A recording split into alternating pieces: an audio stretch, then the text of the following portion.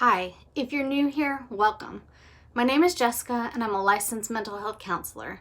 And today I'm going to be talking to the therapy skeptics. If you're not one of them, this video is not for you. But if you're questioning, stick around. Be sure to follow me on all social media platforms. The links are in the description below. First, let me say that it is okay to be skeptical about therapy. Yeah, you heard me right. I was the biggest skeptic. The only reason I entered therapy was on a Hail Mary whim. I didn't actually believe it would work. But at that time in my life, I hit an all-time low. I would try anything to get the pain to stop. I was knee-deep into heartbreak and playing Avril Lavigne on repeat. I was desperate. Don't judge me too harshly. If a stranger came up to me and offered me a magic potion to make my pain stop, I would have gladly said cheers and downed it before you could blink.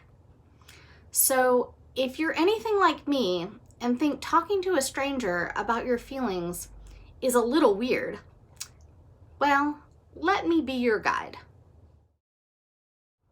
Some background information for reference. I came from a family that never talked about our feelings. If there wasn't a broken bone or a fever of 103 involved, then you could walk it off. So I never acknowledged emotional pain, and I viewed it as weakness. And anything I viewed as weakness, I tried to cover up.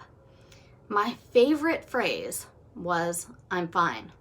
I buried years of pain with humor and a side of perfectionism. You can already tell I was going to be my therapist's favorite client. Let me share my first therapy appointment with you. Set the stage. It was a cozy room, soothing music playing in the background, and my therapist was kind, is the best way to describe her. Not the external kindness, but more of an internal warmth. I was, of course, still terrified. What will this woman think of me? Am I crazy? Will she think I'm crazy? How do non-crazy people talk? You can see my first couple sessions were very productive. All I knew about therapy, I learned from TV. Think Dr. Phil. I thought to myself, dear God, I am now one of those people. I'm sure God had a good laugh at that thought, given my future as a therapist. I questioned everything about the process, and I was the most difficult client.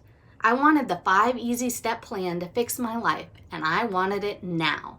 If she had the answers, I wanted them. No, I demanded them.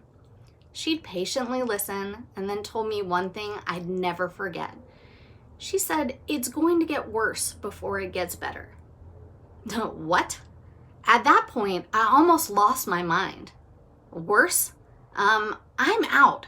This new age stuff isn't for me, thanks. But for some reason, I kept going back each and every week. There were no magic answers or potions. My skepticism was met with patience and kindness, with a side of sarcastic wit that kept me returning. Progress in therapy is not instant. It's also not linear. I would take a couple steps forward and then fall flat on my face. I often reference the journey to that of a roller coaster. As long as the general direction is right side up, then you're good. But trust that you're gonna have days when you're in the loop and the ride attendant forgot to buckle you in. And on those days, be sure to hang on. I wish I could give you the technical answers as to why talking to someone about your feelings helps you heal. I'm sure some neuroscientist has figured it out by now. But what I can tell you is that it works.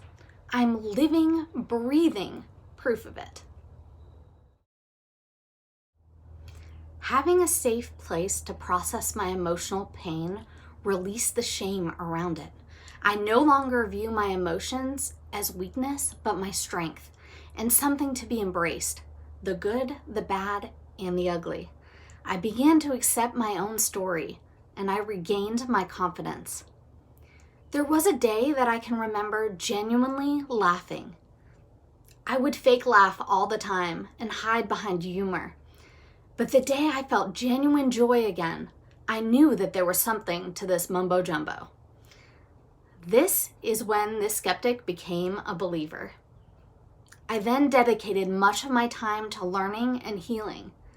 Some of my favorite clients today are the biggest skeptics because I know something they don't. I may not always get to see it, but I know beyond all the pain lies the day that they too will find themselves surprised by the joy they thought they had lost forever. The journey is hard, and it will get worse before it gets better. But you're worth it. Everyone's path is different, and the results are never a guarantee. But from the moment we meet, I look forward to seeing that spark of joy as it ignites the life you could have only imagined. What do you have to lose?